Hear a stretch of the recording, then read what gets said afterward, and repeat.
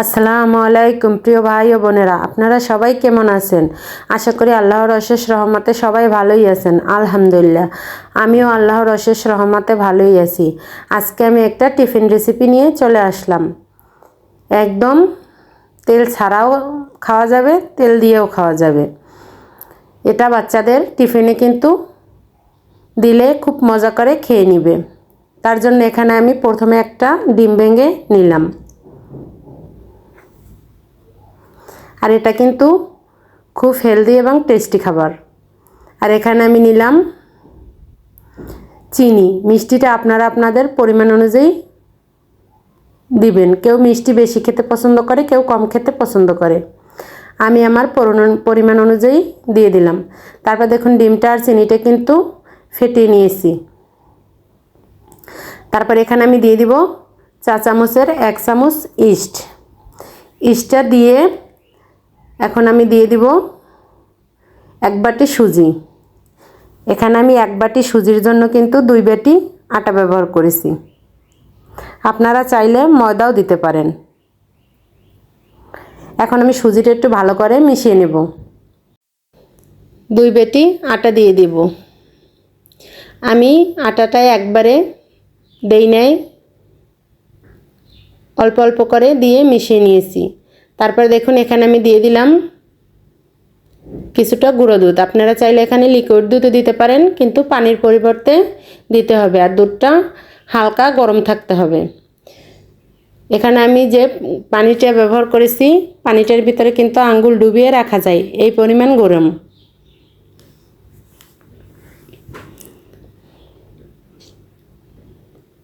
এখন কিন্তু আমি আর 1 বাটি আটাও দিয়ে দিলাম।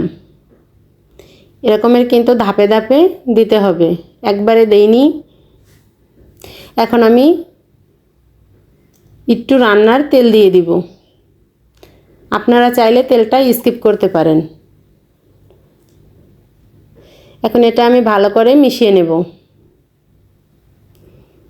আর এই যে দেখুন ব্যাটারের ঘনত্বটা কীরকমের রাখতে হবে সেটা আমি আপনাদেরকে দেখিয়ে দিচ্ছি। আমার নতুন পুরাতন সকল বন্ধুদেরকে জানাই অন্তরের অন্তঃস্থল থেকে অসংখ্য অসংখ্য ধন্যবাদ ও অনেক অনেক দোয়া।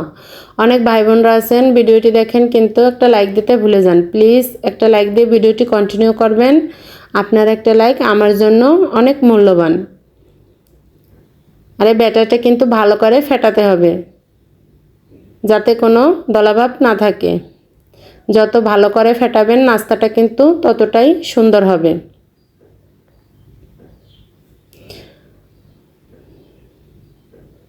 আমার অনেক নীরব বন্ধু আছে, তাদেরকে জানাই অন্তরের অন্তঃস্থল থেকে অসংখ্য অসংখ্য ধন্যবাদ ও অনেক অনেক ভালোবাসা। তারপর দেখুন এটা কিন্তু আমি প্রথমে একটু তেল দিয়ে ভেজে নিব, একদম সামান্য পরিমাণ তেল। এই যে আপনারা দেখি বুঝে নেবেন। আমি আপনাদের 2 রকমেরই দেখিয়ে দেব। তেল ছাড়াও খেতে অনেক মজা হয়, তেল দিয়েও অনেক মজা হয়। যেভাবেই আপনারা খান আমি 2 রকমেরই ভেজেছি।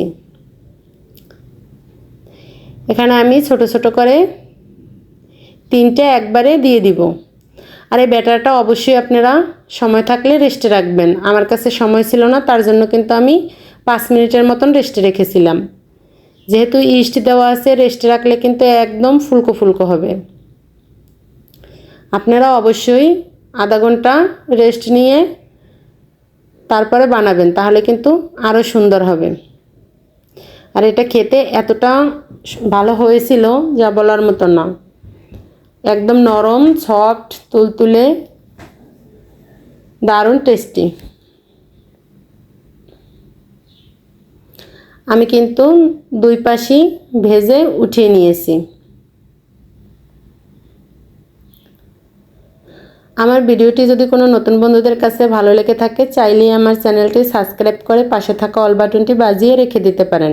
আমি কোনো ভিডিও ছাড়ার সঙ্গে সঙ্গে আপনাদের কাছে নোটিফিকেশন চলে যাবে। আপনারা আপনাদের সময় সুযোগ মতন দেখে নিতে পারবেন। তারপর দেখুন এখন কিন্তু আমি তেল ছাড়া ভাজা দেখিয়ে দিচ্ছি।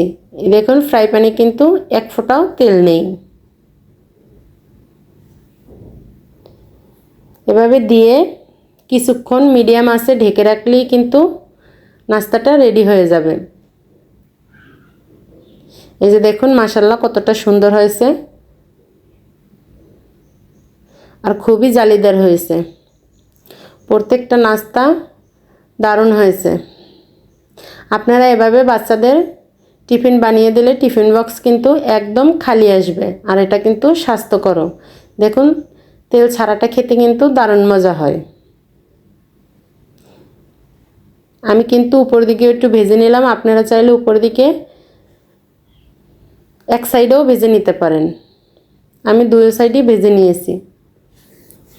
উপরে যে হালকা একটা কালার এসেছে এটা দেখতে আরও বেশি সুন্দর হয়, তার কারণে আমি কিন্তু উপর দিকেও একটু ভেজে নিয়েছি। এভাবে আমি সবগুলো নাস্তাই বানিয়ে নিয়েছি।